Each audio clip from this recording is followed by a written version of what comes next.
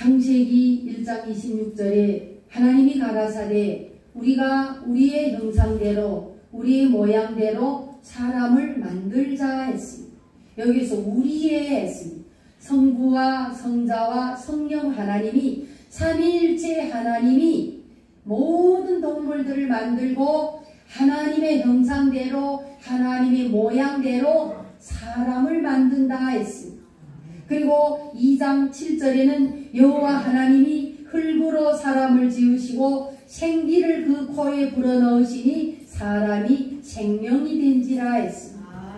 그러므로 우리는 이 하나님의 말씀에 저와 여러분이 만들어진 것도 내 안에 생명이 있는 것도 모든 것이 다 하나님이 주권이고 하나님이 주셨다 했습니다. 하나님의 방법이었고 하나님의 뜻이었고 그런데 이 사람들이 불순종하여 하나님 앞에 범죄했습니다. 창세기 6장 3절에 여호와께서 가라사대 나의 신이 영원히 사람과 함께 하지 아니하리니 이는 그들이 육체가 됩니다. 여러분 범죄하면은 우리는 육체로 살아갑니다. 이 땅에서 육체로 살아가는 사람은 죄인입니다. 이것을 분명히 알아야 해요. 사도행전 2장 17절에는 하나님이 가라사대 했습니다. 말세에 내가 내 영으로 모든 육체에게 부어주리니 육체라 했어요. 모든 죄인에게 하나님의 성령을 부어주리니 했습니다. 뭐예요? 죽은 자를 다시 살리시겠다 했습니다. 모든 인류는 다 죽었다고 성경이 기록했습니다. 로마서 3장 10절에 의인은 없나니 하나도 없다 했습니다. 너와 나와 이 땅의 모든 인류는 다 육체다 했습니다. 육체는 뭐예요? 죄인이란 뜻이에요.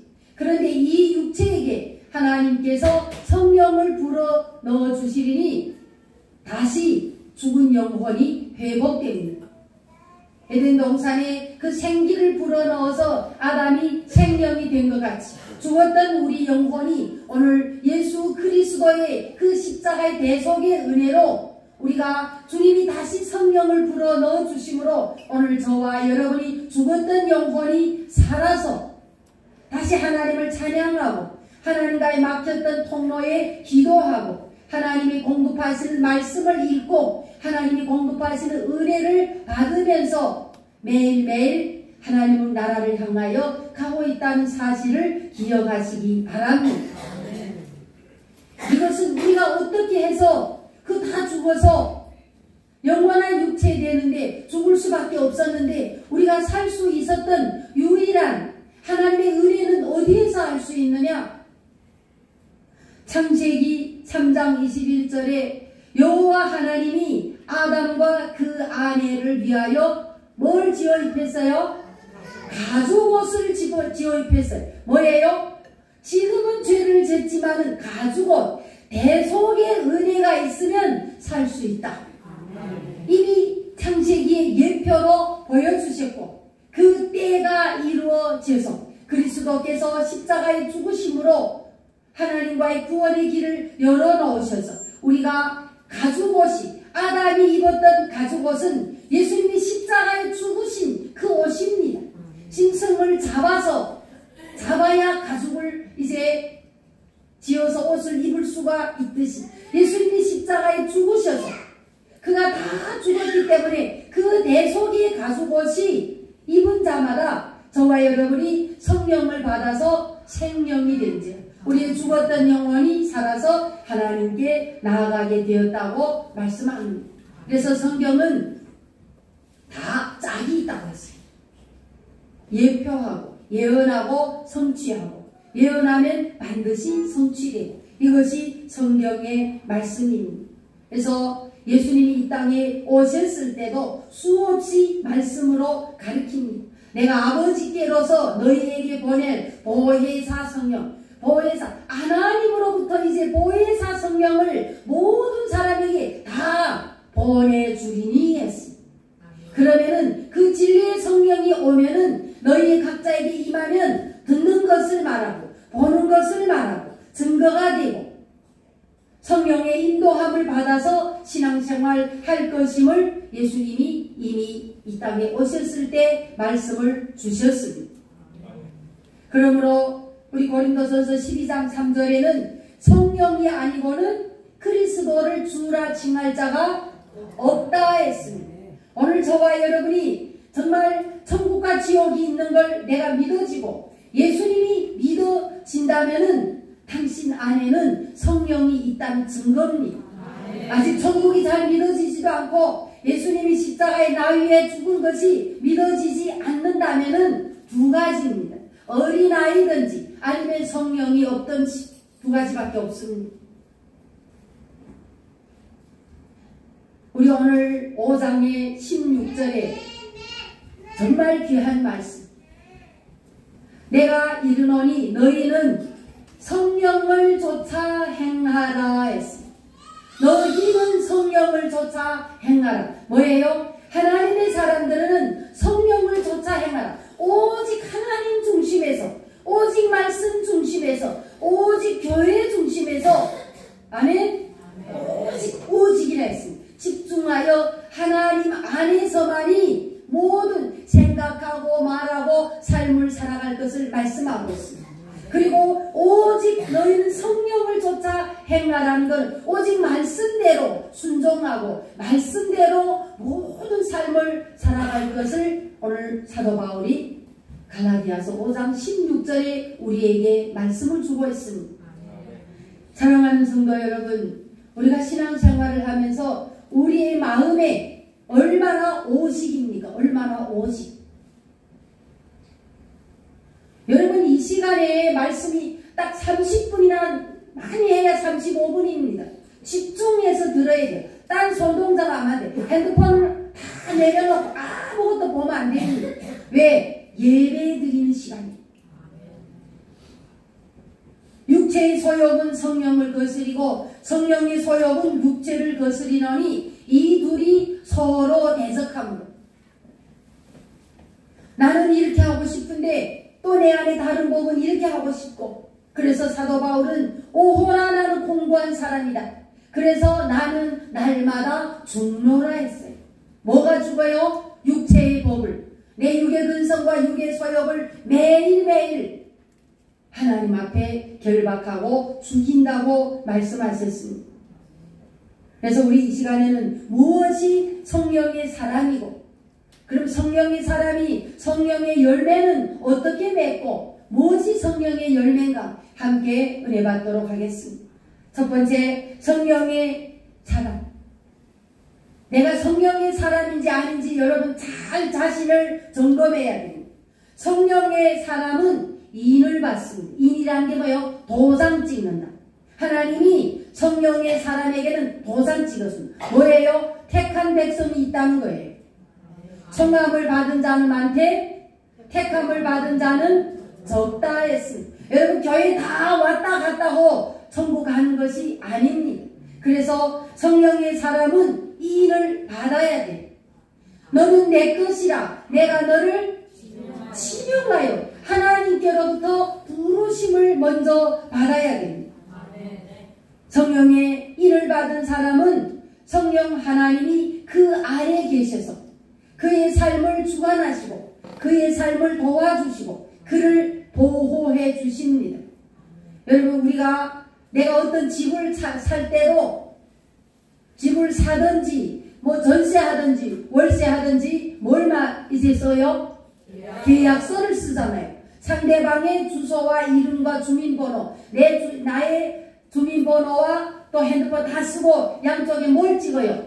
도장을 찍어요. 그런데 한국 사람들은 거의 다 도장을 정말 잘 만들어 놓고 있어요. 근데 우리 중국 사람들은 이 도장의 개념이 없어. 도장 없으면 뭘 해요? 이걸로 하잖아요. 이걸로. 예, 이게 도장보다 더 정확한 게 이거예요. 이건 고칠 수 있어 없어? 없어요. 찍어요. 그러면은 도장 딱 찍는 순간 뭐 해요? 나는 이 계약 안에서 내 것이야. 이 집에서. 내가 이 계약 안에서는 주인도 나를 이 집에서 나가라 할 수 있어 없어? 없어요. 왜? 계약을 했기 때문에. 여러분 계약은 법이에요. 법적 효력을 나타냅니다. 하나님께서 너는 내 것이라고 인을 쳤대. 도장 딱 찍었대. 여러분 한번 생각해봐요. 여러분 혹시 정육점에 가면은 그 돼지를 이렇게 막 관체를 잡아가지고 거기 뭐가 찍혀있어요? 파란 도장이 찍혀있어. 뭐예요 그거? 이거는 다 점검해서 먹어도 된다 이런 거예요. 통과. 우린 그래서 하나님께로 반드시 도장을 받아야 됩니다. 이 성령의 도장 받았다는 그 의미는 하나님과 나와의 관계로서 하나님이 나를 인정하고 하나님은 나의 하나님이 되고 나는 하나님의 백성이 되었다는 증거입니다. 그리고 우리의 소유권도 다 내 것이 다 아버지 것이고 아버지 것이 다 내 것이라는 증거예요. 그래서 에베소서 1장 13절에는 이렇게 말씀하셨습니다. 그 안에서 너희도 진리의 말씀 곧 너희의 구원의 복음을 듣고 그 안에서 또한 믿어 약속의 성령으로 인치심을 받았으니 도장을 받았으니 우리의 기업의 보증이 되사 그 얻으신 것을 속량하시고 그의 영광을 찬미하게 하려 함이니라. 그래서 하나님께로 인치심을 받은 사람은 모든 삶의 영광을 하나님께 돌리고 하나님을 찬양하는 자가 되어야 됩니다. 두 번째, 성령의 사람은 성령의 도장을 받은 사람의 특징이 있어요. 내가 도장 받았는지 안 받았는지 알 수 없잖아요. 그래요 안 그래요? 난 성령이 진짜 도장을 받았는지 안 받았는지 그 도장을 받았다는 사람의 특징이 있습니다. 그 특징은 내 삶에 변화가 생기는 거예요. 왜? 성령이 내 안에 들어오니 내 삶에 뭔가 이제 하나님의 말씀은 살았고 운동력이 있고 생명이기 때문에 내 안에 들어왔더니 이 안에서 뭐 해요? 운동하잖아요. 능력이 있잖아요. 역사를 하는 거예요. 그래서 변화가 생기는 거예요. 몸의 상태가 변화가 생긴다 했습니다. 그 어떤 변화가 생기냐? 영적인 인을 받으면은 신앙에서 영적으로 확신이 생겨요. 아, 하나님이 계시구나. 말씀을 듣고 읽으면서 하나님 진짜 살아계시구나. 하나님 정말 나를 만드셨구나. 나는 죄인이구나. 나 죄문제 해결받아야 되겠구나. 이런 영적인 확신이 생기는 것이 성령의 인을 받은 특징입니다. 아멘. 그러면서 그 하나님의 말씀을 듣게 되고 그 말씀을 따라서 살기를 원하고 그 말씀에 순종하고 싶어합니다. 이것이 성령의 인을 받았다는 특징입니다. 그러면 하나님은 우리에게 그 성령의 보증 인을 받고 우리에게 보증으로 주십니다. 계약서를 서로 하나씩 가지잖아요. 예수님도 우리에게 보증을 주신다 했습니다. 어떤 보증을 주셨을까요? 그가 또한 우리에게 인치시고 보증으로 우리 마음에 성령을 주셨느니라. 왜? 성령을 하나님의 모든 것을 내게 주셨다 했습니다. 그래서 그가 내 안에 내가 그 안에 나는 하나님의 것이고 하나님은 누구의 것이에요? 우리의 하나님, 나의 하나님. 그래서 예수 그리스도와 연합의 공동체가 되는 것입니다. 교회의 머리는 예수 그리스도고 교회는 그의 몸이고 우리는 예수님의 뭐가 돼요? 지체가 됩니다. 지체. 여러분 이 팔이 지금 나는 목사님 팔에 있으니까 싫다. 이제는 같이 붙어있기 싫다. 얘는 어떻게 해요? 잘라버리면 죽잖아요. 우리가 까불면 안 됩니다. 그리스도의 몸에 지체로 내가 붙어있다는 그것은 기적 중에 기적입니다. 아멘. 그리고 성령의 인을 받은 사람은 삶이 변화됩니다. 영적인 질서를 지키게 됩니다.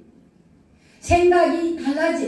내 뜻이 아닌 나는 원래 이렇게 하고 싶으며 내 인생을 살고 싶었는데 성령의 인을 딱 받은 다음에부터는 하나님께로 인치심을 받아 성령을 모신 사람은 내 뜻이 아닌 하나님의 뜻에 따라 삶을 살아간다는 것입니다. 그리고 내 생각이 아닌 하나님의 생각대로, 하나님이 원하시는 대로, 내가 원하는 것이 아니고 하나님이 원하는 대로 나의 삶을 살아가기를 힘쓰고 애쓴다는 것입니다. 그러면서 성령의 인을 받은 사람은 차츰차츰 매일매일 예수 닮아가며 거룩해지는 것입니다. 그리고 성령의 인을 받은 사람에게 하나님께서,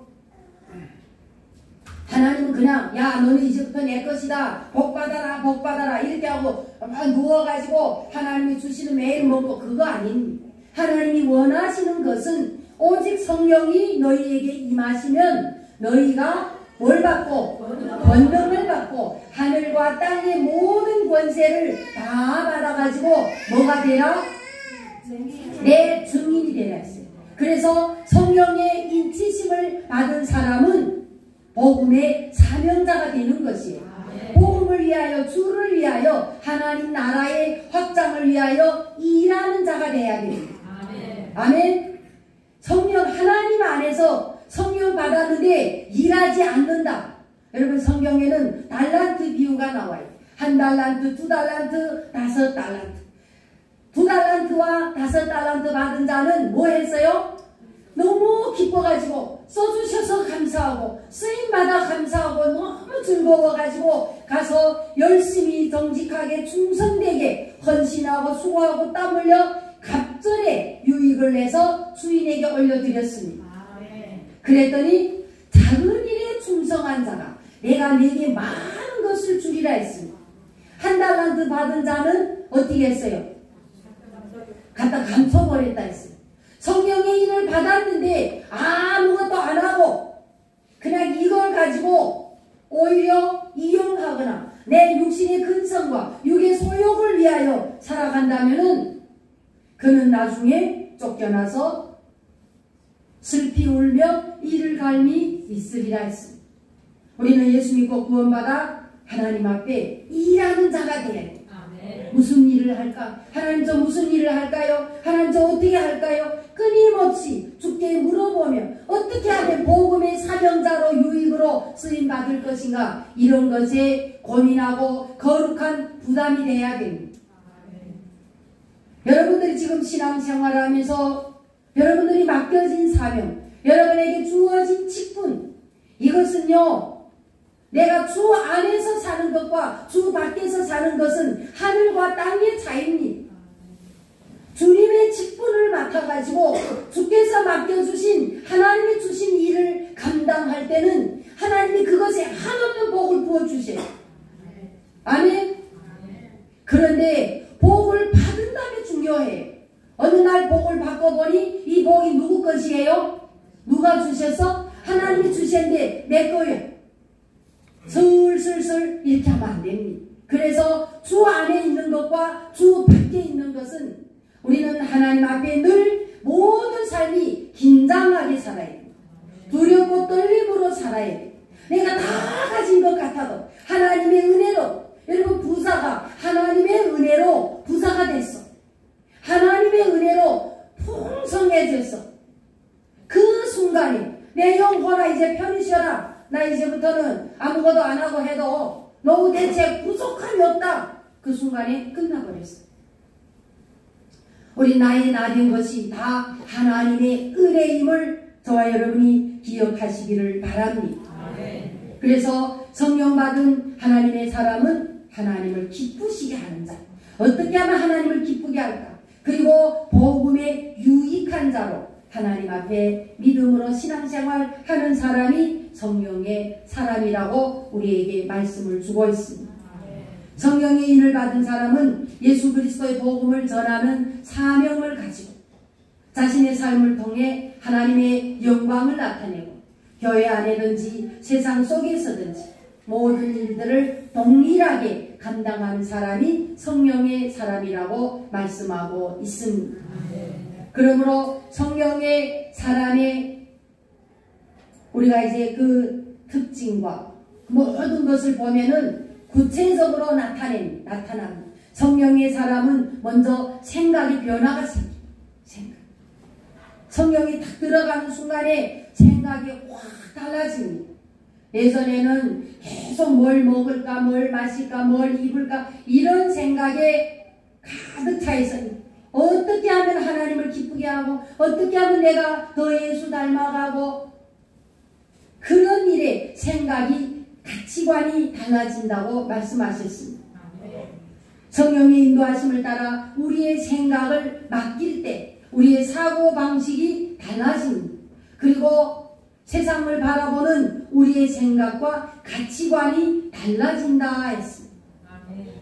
로마서 12장 2절에 이 세대를 본받지 말고 너는 마음을 새롭게 함으로 변화를 받아 하나님이 선하시고 기뻐하시고 온전한 뜻이 무엇인지 분별해라. 여러분 생각으로 분별할 수가 있어야 돼요. 이 세대를 본받지 말고 그러므로 우리의 마음이 성령으로 새로워질 때 우리는 하나님의 뜻을 분별하게 되고 세상의 방식이 아닌 하나님의 방식으로 생각하게 된다 했습니다. 성령의 사람은 반드시 생각의 변화가 있어야 됩니다.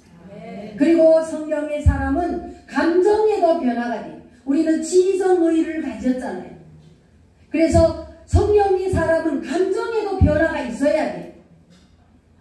감정이 없는 사람, 무뚝뚝한 사람, 좋은지 나쁜지 싫은지 그렇게 하면 안 돼. 우리는 하나님 앞에 표현을 할 수가 있어요. 마음으로 믿어 입으로 시인하여 구원을 이루어가요. 내가 마음으로 믿어 의미 없어요. 마음으로 믿고 입으로 시인해야 돼. 그래야 구원의 역사를 이루어 갈 수 있음을 말씀하고 있습니다. 성령의 인도함을 받는 사람은 감정도 변화됩니다. 예전에는 세상의 유혹에 우리의 감정이 좌우됐지만 이제 성령을 받은 다음부터는 우리는 하나님의 뜻에 따라 그 성령의 역사로 우리의 감정이 기쁨과 평화와 감사로 마음의 감정이 좌우지된다고 우리에게 말씀을 주고 있습니다.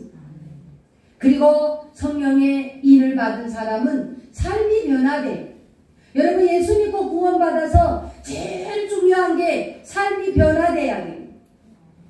그것을 성화라고도 말하고 우리는 예수 닮았다고도 말하고 또 그리스도의 향기라고도 말합니다. 그리고 십자가를 진 사람이라도 말합니다. 그리고 천국 백성이라고도 합니다. 삶이 변화가 돼야 돼요. 인치심을 반드시 받아야 돼요. 어떤 사람을 봤는데 한 10년 교회를 계속 다녔는데도 예수 만나지도 못하고 구원 못 받았더라. 아, 이런 기적도 있구나. 정말 기적. 믿음은 들음에서 나는데. 그래서 우리는 하나님 앞에 생각이 변화가 있어야 되고 감정도 변화가 있어야 되고 삶도 성령을 받아가지고 반드시 변화가 있어야 됩니다. 그러면 여러분들이 이 말씀을 듣고 나는 내가 정말 성령의 사람은 내 생각은 어떤 변화가 있을까? 내 감정에는 어떠한 변화가 있을까? 나의 삶에는 어떤 변화가 있을까? 이것을 스스로 질문하고 답을 찾아낼 수가 있어야 됩니다. 아, 성령 받으면 생각이 변화가 있다는구나. 감정에도 변화가 있다면? 삶에도 변화가 있다면? 이러고 문 밖에 나가면 의미가 없습니다. 스스로 자기 자신에게 이 말씀을 적용하면서 나는 생각에 어떤 변화가 있을까? 신앙생활하면 내 마음에는 내 감정에는 내 삶에는 어떤 변화가 있냐? 이런 것들을 스스로 찾아서 하나님 앞에 감사로 올려드릴 수가 있어야 됩니다. 두 번째, 성령의 사람은 반드시 성령의 열매를 맺는다 했습니다. 성령의 열매가 있어야 성령의 사람입니다. 성령의 사람은 성령의 열매를 맺고 성령의 열매 맺은 사람은 성령의 사람입니다. 하나예요, 하나. 여러분 포도나무가 이제 포도 열매를 맺혔는데 자기가 스스로 맺힌 게 아니잖아요. 포도나무에서 잎이 나고 꽃이 피고 열매 맺고 그래서 우리는 포도를 보면서 그 모든 포도나무를 전체로 하나로 봅니다. 저와 여러분들도 성령 받은 하나님의 사람으로서 성령의 열매가 내 안에 우리의 삶에 있어야 내가 성령 받은 사람이라고 온전히 고백할 수가 있습니다. 성령의 열매는 내적인 열매, 외적인 열매 다 있습니다. 내 내적인 열매, 내 안에 예수 믿고 구원받아서 나의 생각, 나의 마음, 나의 감정, 그리고 외적인 나의 모든 삶에, 내가 직장에, 가정에서, 섬기는 교회에서 내가 어떤 삶을 살아가는 것이 성령의 열매로 다 저와 여러분들에게 나타난다고 말할 수가 있습니다. 자, 성령의 열매 우리 다 같이 한번 해보겠습니다. 사랑과 화평과 오해, 사랑과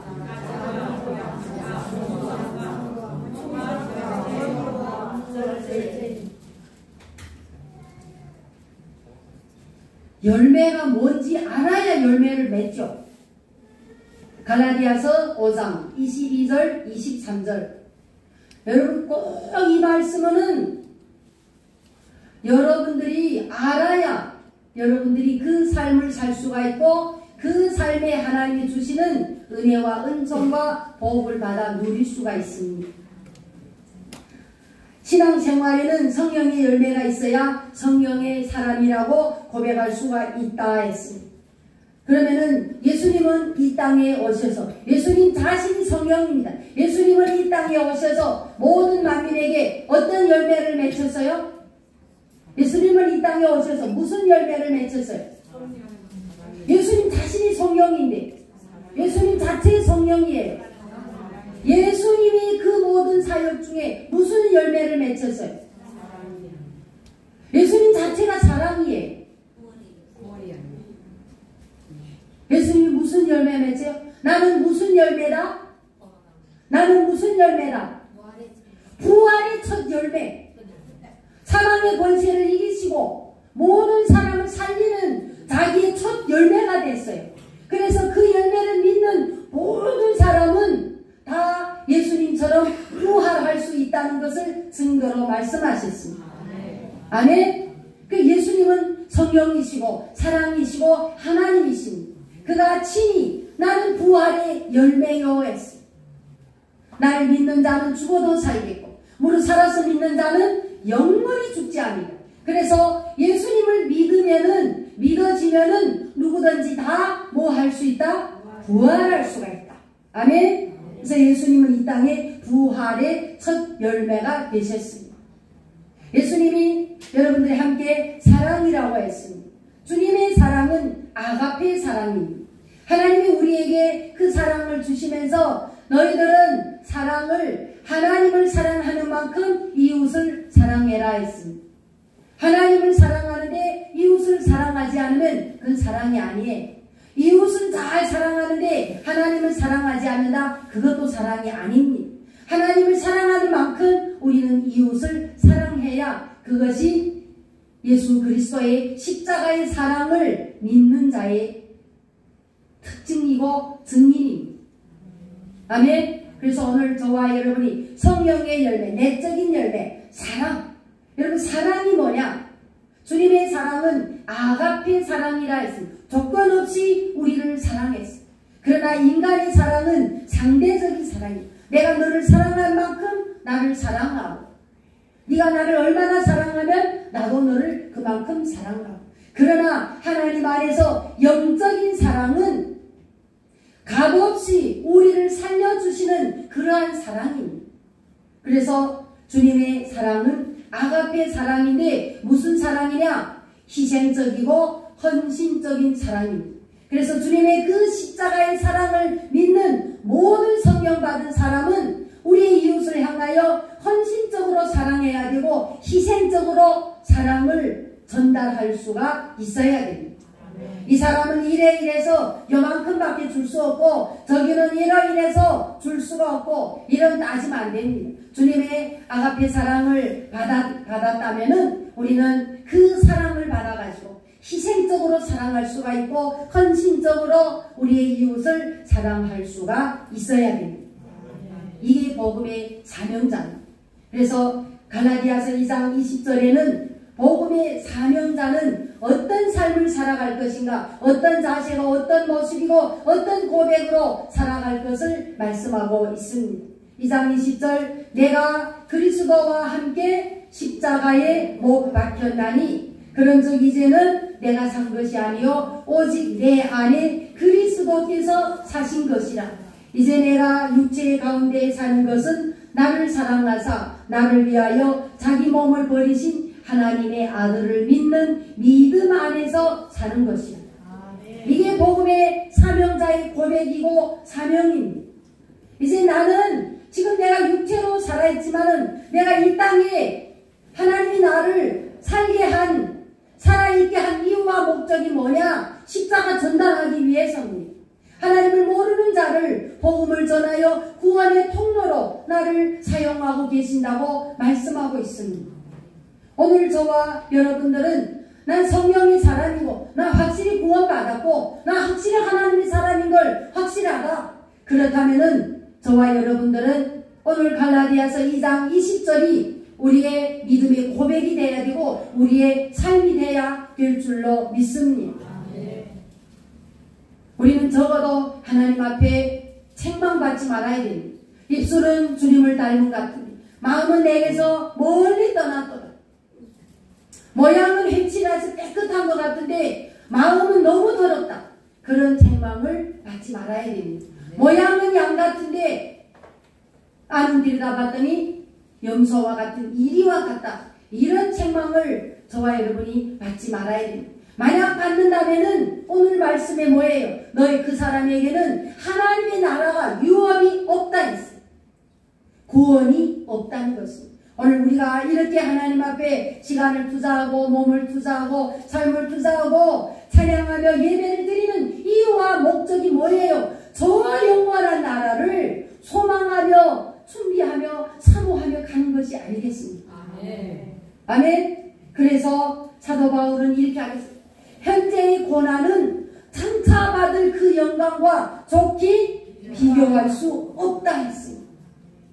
아멘. 우린 이런 그 소망을 가지고 신앙생활 해야 될 줄로 믿습니다. 아멘. 희락과 하나님 안에서의 누리는 즐거움과 그 영원한 천국의 기쁨이 우리 안에 있어야 돼요. 아멘. 예수 믿고 구원받아서 하나님이 주시는 그 은혜, 그 감사, 그 기쁨, 그 평안 이런 것들이 내 안에 있어야 희락의 열매를 맺었다고 말할 수가 있습니다. 아멘. 세 번째 뭐죠? 화평. 화평은 뭐예요? 하나님과의 나와의 관계가 올바라요. 확실해. 통로가 막히면 어긋나면 안 됩니다. 그래서 화평은 뭐냐? 하나님과의 올바른 관계 속에서 하나님으로부터 내적으로 내 영혼의 깊은 곳에 평안하게 하나님과의 교제와 교통과 만남이 있는 것을 화평의 열매라고 말합니다. 이 세상이 아무리 요동쳐도 쓰나미가 와고 지진이 오고 난리가 나고 전쟁이 와도 내 마음에 하나님과의 나와의 그 화평의 열매는 아무도 빼앗을 수 없는 그런 열매를 저와 여러분이 맺어야 됩니다. 그리고 오래 참음. 신앙생활은 기다리는 것입니다. 우리는 첫 번째 신앙생활 무엇을 기다려요 지금? 우린 지금 뭘 기다려요? 주님의 큰 복에서 예수 그리스도의 재림을 기다립니다. 아멘. 그리고 매일매일 하나님의 은혜를 기다립니다. 은혜가 아니면 살아갈 수가 없습니다. 하나님이 공급하는 것을 우리는 매일매일 기다려서 그 은혜를 공급을 받아가지고 숨쉬며 매일매일의 삶을 살아가고 있음을 믿으시기 바랍니다. 그래서 오래 참음, 참는다, 인내한다, 견딘다. 여러분 견디는 것, 기다리는 것, 누군가를 기다린다, 인내한다. 이거는요 정말 힘든 거예요. 사람도 지켜봐야 해요. 그 사람이 진짠지 가짠지는 막 들어오자마자 울며 불며 박수치며 또 찬양하며 그 사람은 와 충만하다 이렇게 말할 수가 없어요. 기다려봐야 돼.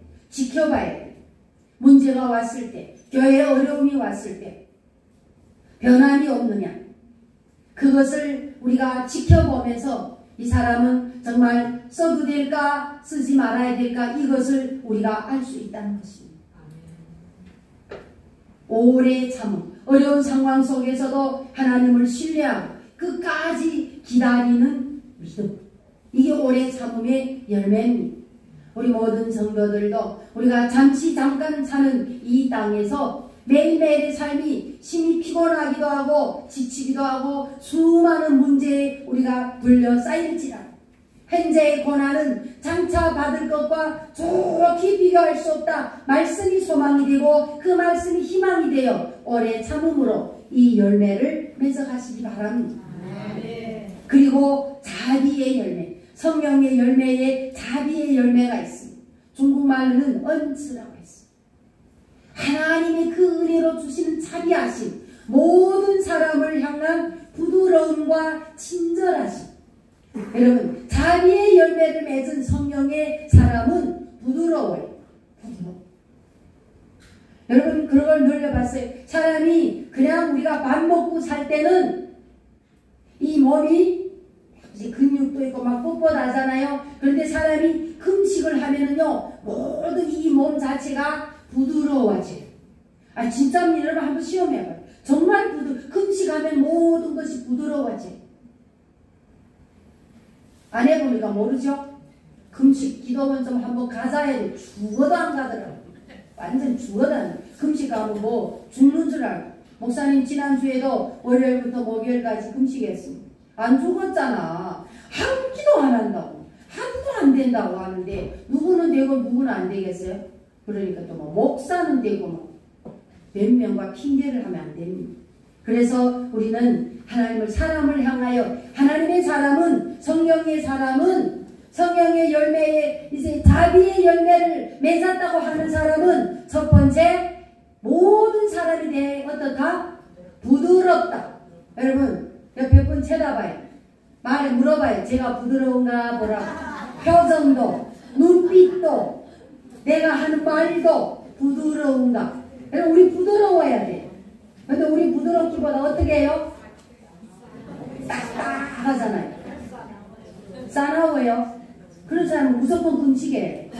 나는 싸놨다고 생각하는 사람은 무조건 금식해.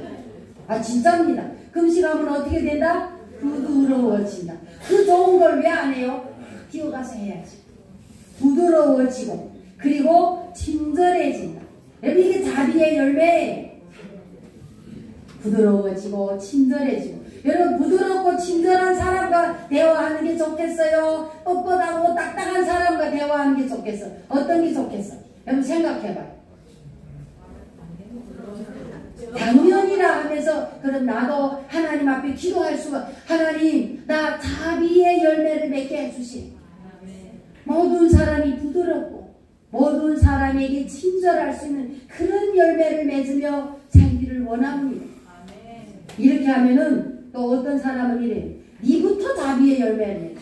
이게 제일 나쁜 습관이에요.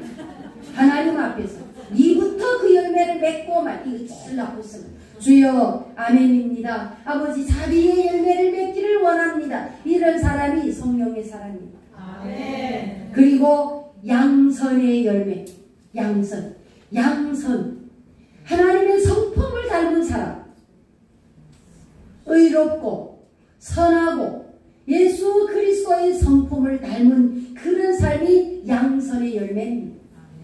성품이 예수 닮아야 돼. 성품이 하나님의 성품을 닮아가야 돼. 여러분, 사람은 우리가 이 땅에 태어나면서부터 어떤 사람은 성품이 좋은 사람이 있고 어떤 사람은 성품이 별로 안 좋은 사람이 있어요. 나는 그 별로에 속해. 별로, 이제 제가 나를 봐도 내가 예수 안 믿었더라면은 성품이 빵이 될 뻔했어. 근데 하나님의 사람으로 돼서 성품이 계속 예수를 닮아가고 있음을 알고 있어요. 그래요, 안 그래요? 그래요. 왜 근데 그런 눈빛을 변해? 지절로 성품이 닮아졌다 뭐 하는데 우리는 아닌데 막 이런 눈빛을. 우리가 양선, 예수 그리스도의 성품을 닮아가기에 힘쓰고 애쓰는 그런 양선의 열매를 맺어야 됩니다. 그리고 충성의 열매가 있어요. 우리 충성하면 알죠? 충성하라 주님께. 이게 충성이 아니요. 막 주먹을 쥐고 구령을 부르면서 주여 이런 게 충성이 아니에요. 충성 충자 알죠? 마음이 중심이 어디를 향했다? 하나님을 향했다. 여러분 마음의 중심은 지금 어디로 향해 있는가 봐요. 어떤 사람은 자식에게 중심이 되어 있고, 어떤 사람은 돈에 중심이 가 있고, 어떤 사람은 자기 자신의 중심이 되어 있고, 다 달라요. 중심이 다 다른데 우리는 하나님의 사람이라면 나의 중심이 어디에 있어야 된다? 하나님께 있어야 된다. 그래서 충성의 열매는 뭐냐? 하나님과의 관계에서 변함없이, 충성이라는 것은 아플 때나 건강할 때나 또 슬플 때나 기쁠 때나 하나님과의 관계에서 변함이 없는 그런 삶을 충성의 열매라고 말합니다. 그래서 충성의 중요한 요소는 뭐냐? 신실하고 성실하고. 이게 충성의 열매예요. 막 외친다고 부르짖는다고 와 저 사람 충성한다 그런 거 아니에요. 그리고 온유의 열매, 온유 알죠? 제가 이 온유히 할 때마다 자꾸 잊어먹어서 언제 한번 이 찬양을 불러야 되는데, 사랑이 말하네 온유가 말하네 있잖아요. 이 찬양이 온유가 말하네. 여러분 잘 모르는가 봐. 한번 부를게요. 그래서 나는 온유하고 겸손하니 했습니다. 하나님의 사람은, 하나님의 성품을 다 이제 가진 사람은 반드시 온유의 열매를 맺게 됩니다. 그래서 온유가 뭐냐?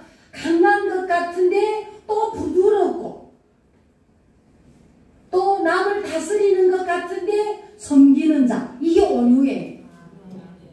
아멘? 온유한. 지도력이 있는 것 같은데 그는 아주 낮은 자리에서 섬기는 자. 보이지 않는 자. 그래서 온유한 사람은 자기를 낮추고 타인의 필요를 채워주는 사람. 예수님은 나는 이 땅에 섬김을 받으려 온 것이 아니라 도리어 내 목숨으로 모든 사람을 섬기려 왔다 했습니다. 그래서 예수님은 나는 온유하고 겸손하다 했습니다. 우리는 예수 그리스도의 온유의 열매를 맺기 위하여 내 이웃을 내 몸같이 사랑하고 내 이웃의 필요를 뭘 채워줄까 고민하고 찾아서 우리의 이웃의 필요를 채워주는 온유의 열매를 맺는 우리 모두가 되시기를 바랍니다. 마지막의 열매는 뭐죠? 9번째 열매 뭐예요?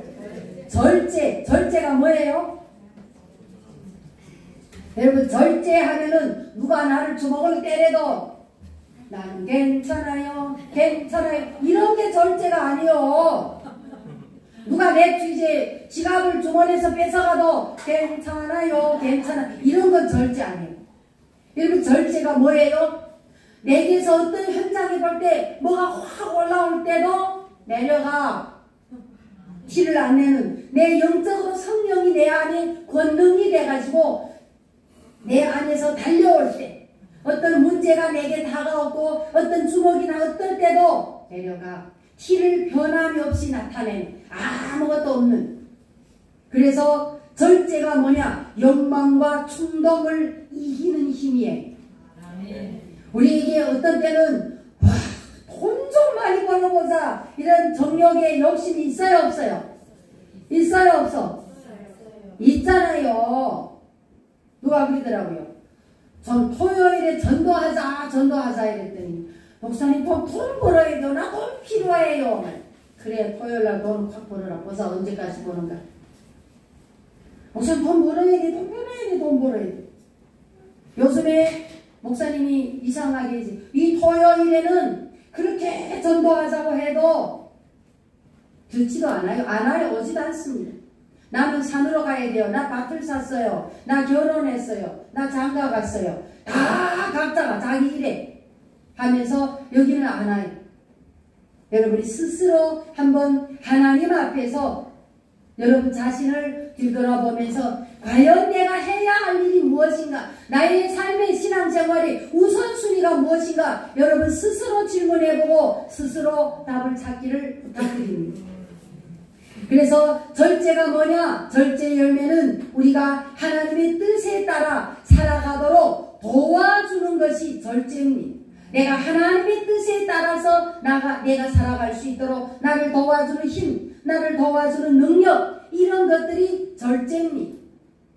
근데 우리는 성령이 충만해서 은혜 받다가 사랑도 하고 너무 즐겁기도 하고 막 누기 막 화평도 시키고 참기도 하고 막 하다가 절제하는 그 순간에 어떤 욕망이 어떤 문제가 타고 올 때 어떻게 해요?